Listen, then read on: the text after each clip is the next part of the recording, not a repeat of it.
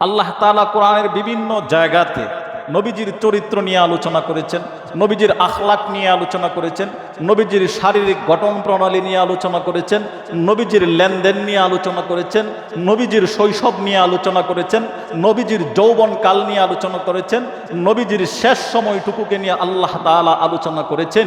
ঠিক তেমনিভাবে অসংখ্য অগণিত নবী রাসূল আল্লাহ তাআলা জমিনের মধ্যে পাঠিয়েছেন। প্রত্যেক নবীকেই আল্লাহ তাআলা তার চারিত্রিক গুণাবলী নিয়ে আলোচনা করেছেন তার কিতাবসমূহের উপর মাধ্যমে।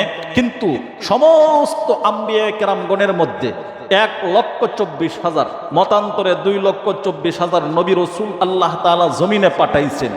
এই আম্বিয়া কেরামগণদের মধ্যে যত নবী এবং রসুল পাঠিয়েছেন, সমস্ত নবী এবং রসুলদের মধ্যে সর্বশ্রেষ্ঠ নবী যে তিনি হলেন আমাদের পয়গম্বর বিশ্বনবী মুহাম্মদুর রাসূলুল্লাহ। সকলে বলেন সুবহানাল্লাহ। তিনাকে আল্লাহ তাআলা রহমত হিসেবে আমাদের জন্য পাঠিয়ে দিয়েছেন।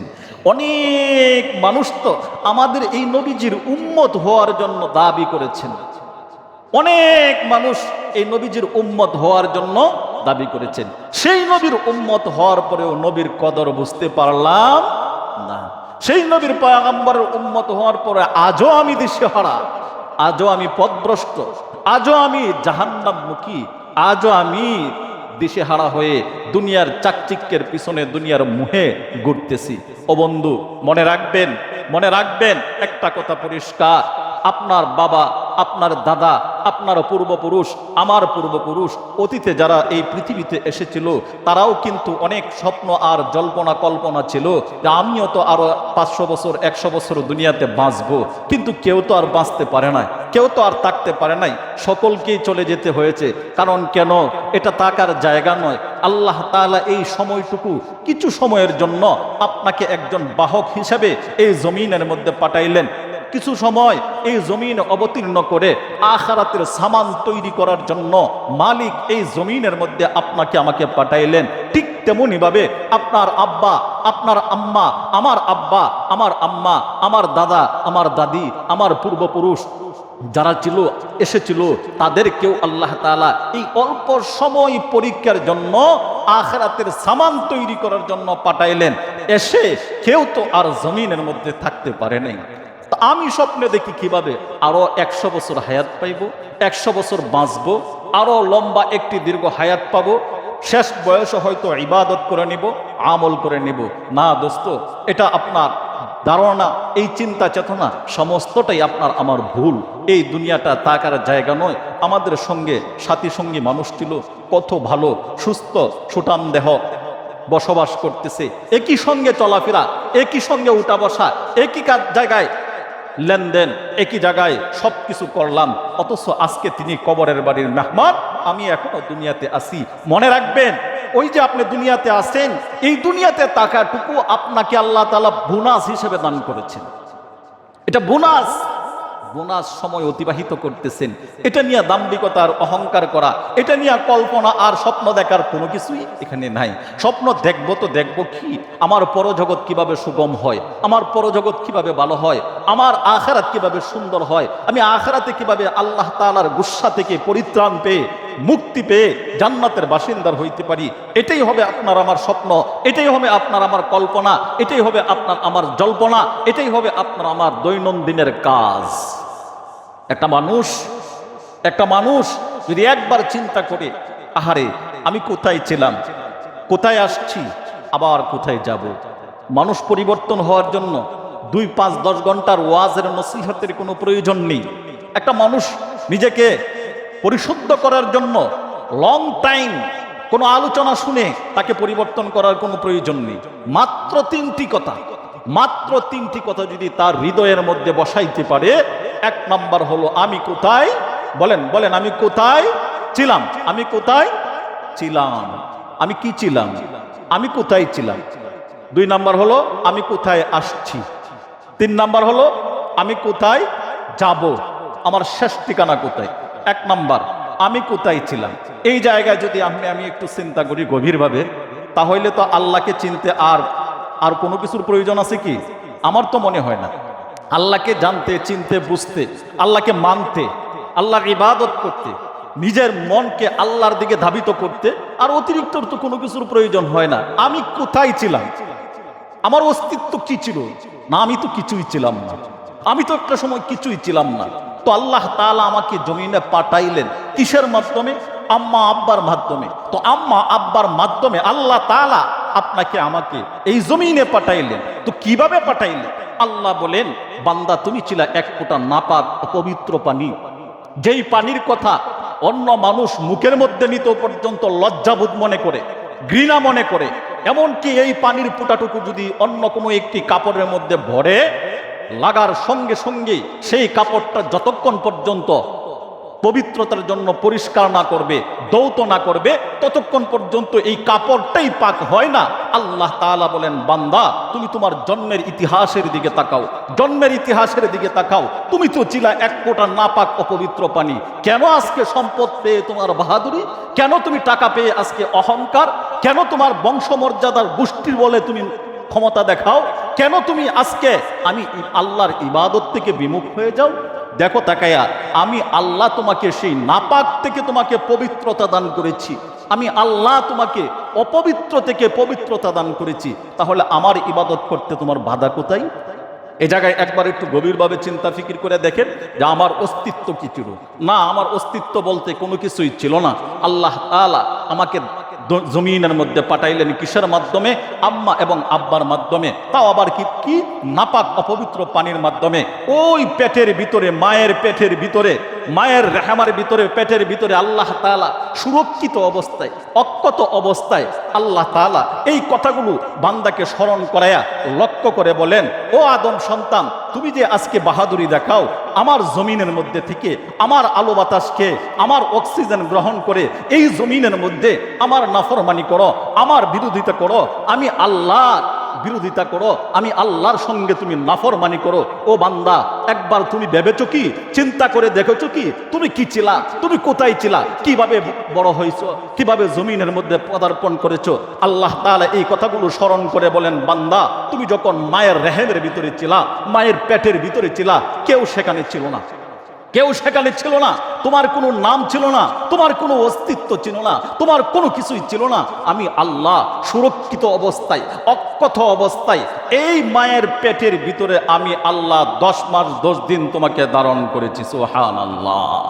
আল্লাহ তাআলা বলেন, এই পেটের ভিতরে কি দুনিয়াতে দেখেন, ঝড় তুফান হইলে, ঝড় তুফান যখন হয়, ঘূর্ণিঝড় হয়, টর্নেডো যখন হয়, বিশাল আকৃতিতে তুফান যখন ধারণ করে, তখন বিল্ডিংও পর্যন্ত ধসে যায় কি যায় না?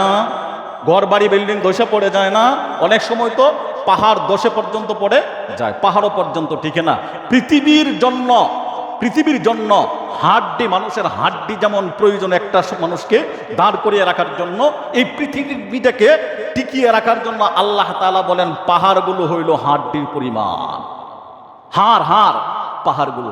আল্লাহ তাআলা বলেন, বান্দা তাকাইয়া দেখো, ঝড় বৃষ্টি যখন বেশি জোরে হয়, তুফান যখন হয়, তখন এই পাহাড়গুলো পর্যন্ত ভেঙ্গে চৌচির হয়ে যায়, পাহাড়গুলো ভেঙ্গে ধসে পড়ে যায়। তার মানে আল্লাহ তাআলা বুঝাইতে চান, বান্দা দুনিয়াতে ঝড় তুফান হইল, এই আলো যখন ভয়ঙ্কর আকৃতিতে তুফান ধারণ করলো, সব কিছু ব্যঙ্গে চুরমার হয়ে গেল, কিন্তু তুমি তোমার মায়ের পেটের ভিতরে যে তুমি আছো, সেখানে এই ঝড় তুফানের আলো বাতাস এই এতটুকু পরিমাণও প্রবেশ করার জন্য আমি আল্লাহ অনুমতি দেই নাই। সুবহানাল্লাহ।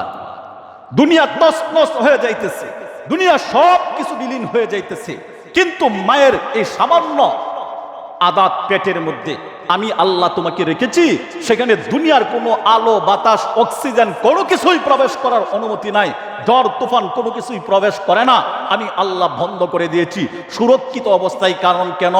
তুমি কচি মানুষ, ছোট বাচ্চা, রক্ত থেকে আস্তে আস্তে তিলে তিলে আমার মানসা হলো, আমি তোমাকে তৈরি করব, বড় করব। এজন্য আমি আল্লাহ তোমার মায়ের পেটের ভিতরে দুনিয়ার কোনো কিছু, দুনিয়ার আলো বাতাস, দুনিয়ার কোনো কিছু ওইখানে প্রবেশ করার জন্য অনুমতি দেই নাই, যেন আমার বান্দা কষ্ট না পায়, যেন আমার বান্দা এখানে অশান্তি ভোগ না করে।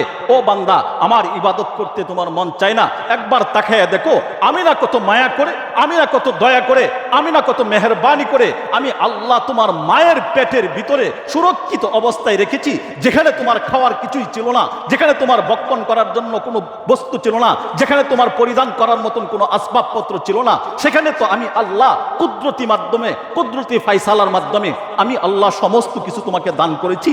একবার কি সেই কথাগুলো তোমার মনে হয় না? একবার কি তুমি নিজেকে চিন্তা করে দেখো না?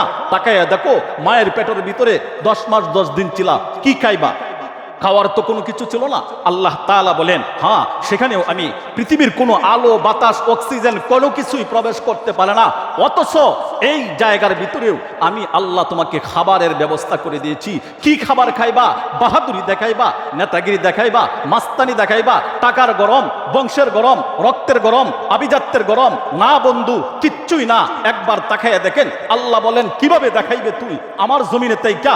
এত গরম দেখানোর ক্ষমতা তো আমি আল্লাহ তোমাকে দেই নাই। কারণ কেন? মায়ের পেটের ভিতরে যখন তুমি ছিলা, তখন খাবারের জন্য তোমার কিছুই ছিল না।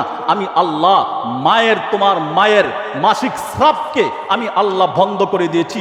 বন্ধ করে দিয়ে তোমার নাভি এবং মায়ের নাভি অ্যাডজাস্ট করে মায়ের মাসিক রক্ত পচা স্রাবটাকে আমি আল্লাহ কুদরতিভাবে তোমার পেটের ভিতরে খাবার হিসেবে প্রবেশ করাই দিয়েছি। চিৎকার মেরে বলেন সুবহানাল্লাহ।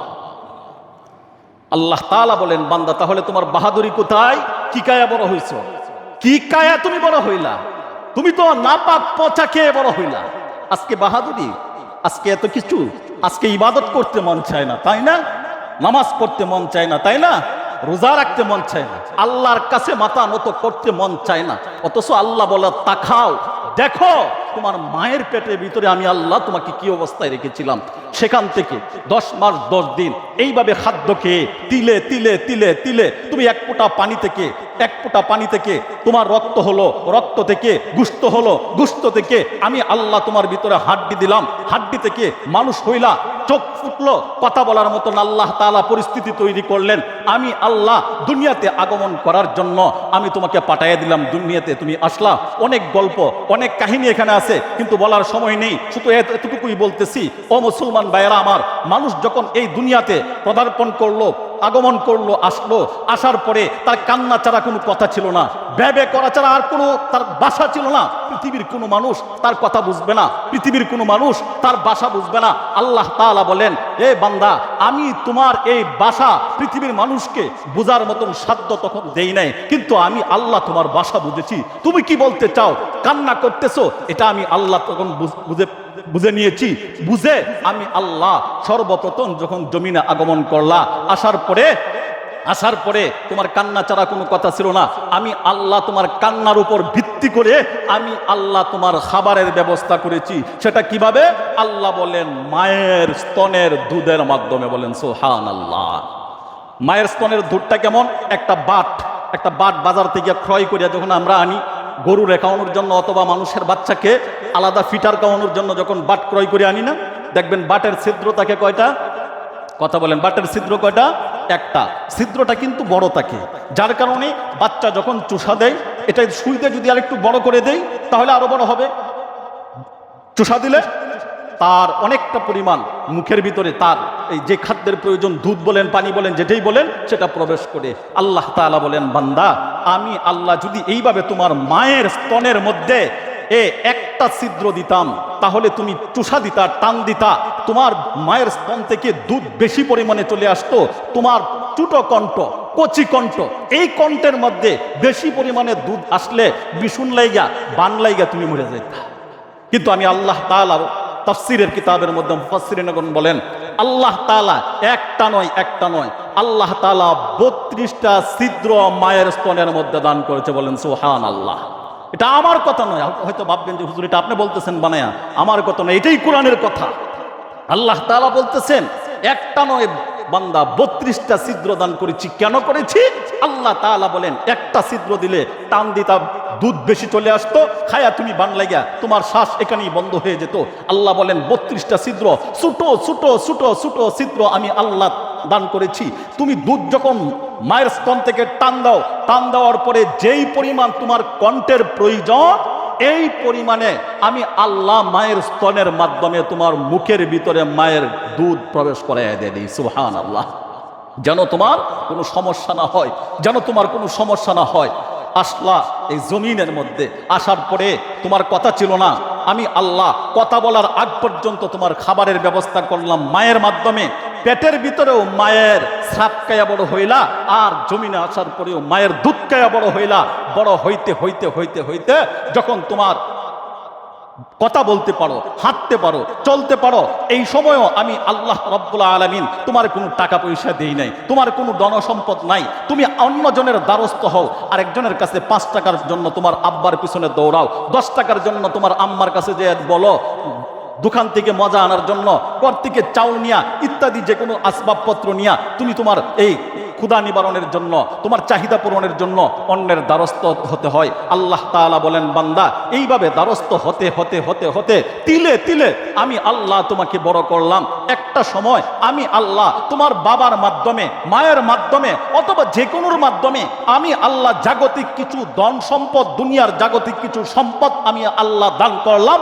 দান করার পরে আল্লাহ তাআলা এবার বলতেছেন, ও বান্দা তোমার ইতিহাস পিছনের দিকে তাকাও। তোমার অস্তিত্ব ছিল না, ধন ছিল না, টাকা ছিল না, গাড়ি ছিল না, বাড়ি ছিল না, তোমার বংশমর্যাদা ছিল না, তোমার কোনো কিছুই ছিল না, তোমার অস্তিত্ব বলতে তোমার কোনো কিছুই ছিল না। সূচনা থেকে আমি আল্লাহ এই পর্যন্ত সব কিছু দান করেছি।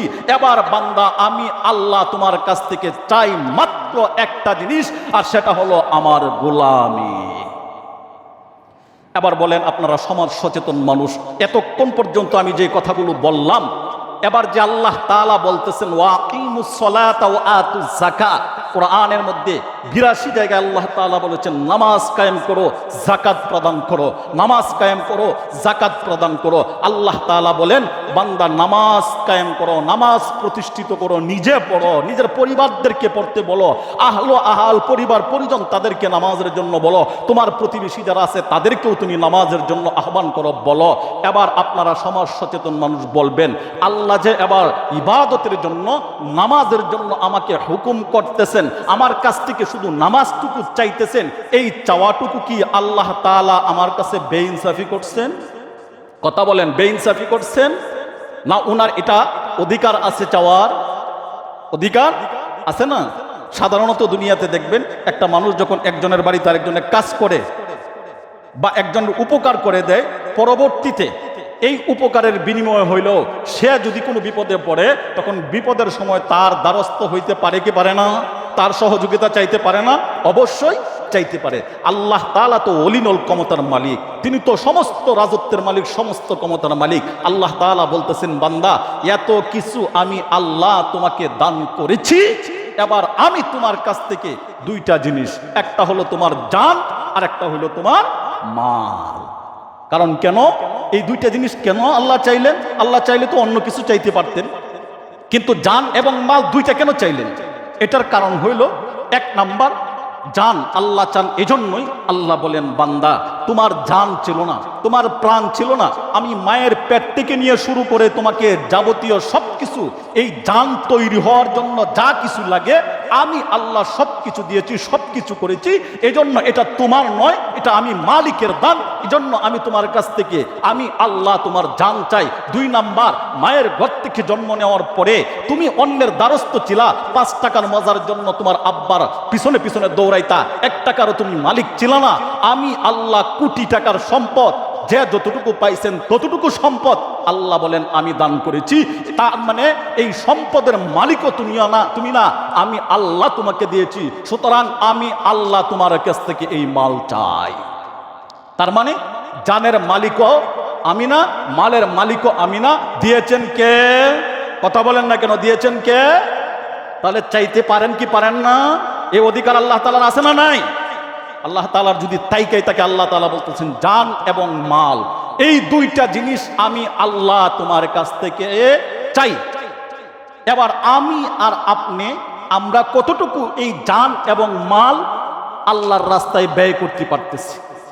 হয়তো বলবেন, তাহলে হুজুর জান যেহেতু আল্লাহ তাআলা দিছেন, আবার আল্লাহ তাআলা যেহেতু জান চান, তাহলে আমি এখন যাই ফাঁসি লেগে মরে যাবো, আর না হয়তো আমি যাই নদীতে ঝাঁপ দিয়ে পড়ে মরে যাবো।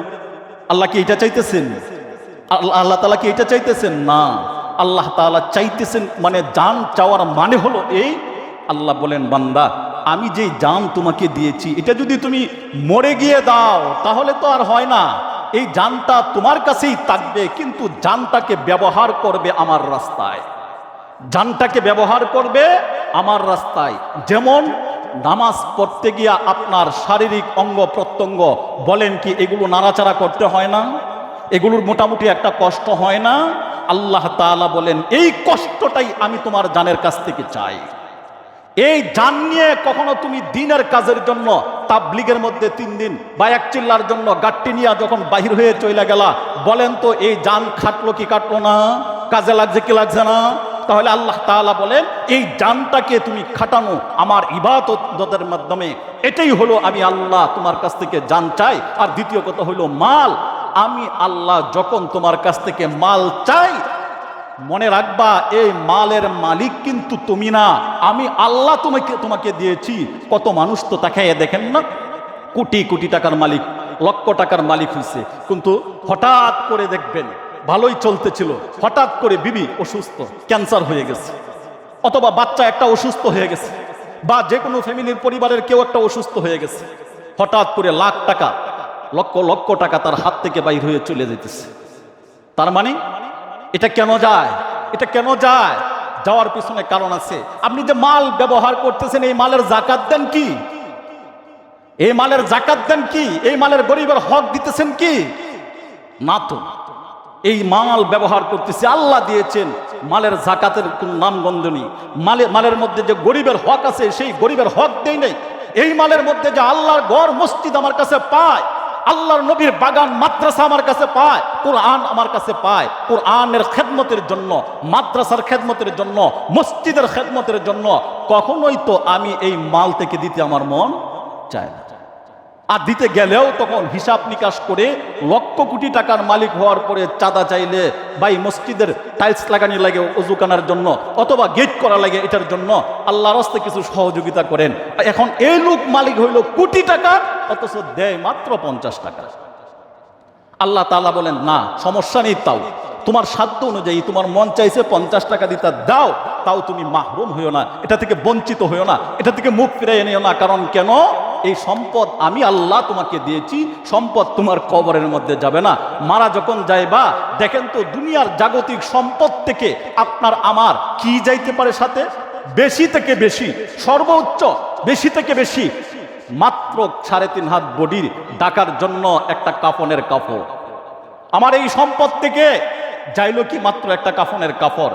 তাও আবার হাসরের ময়দানে যখন উঠানো হবে, রাসূল সাল্লাল্লাহু আলাইহি ওয়াসাল্লাম বলেন প্রত্যেকটা মানুষ উলঙ্গ অবস্থায় উঠবে। নাউজুবিল্লাহ বলেন, প্রত্যেকটা মানুষ কি উঠবে? উলঙ্গ অবস্থায় উঠবে। আম্মাজান আয়েশা সিদ্দিকা রাদিয়াল্লাহু তাআলা আনহা জিজ্ঞাসা করলেন, নবী গো, ওই সময় কি মানুষের লজ্জা হবে না? না, ওই সময় লজ্জা হবে না। কেন হবে না? কয় প্রত্যেকটা মানুষই তো উলঙ্গ, নারী পুরুষ উলঙ্গ অবস্থায় উঠবে। উঠবে যখন, তখন তার নিজের লজ্জাস্থান দেখে রাখার জন্য গাছের লতাপাতা টানবে, অন্যের দিকে তাকানোর সময় তার মাথায় ঢুকবে না।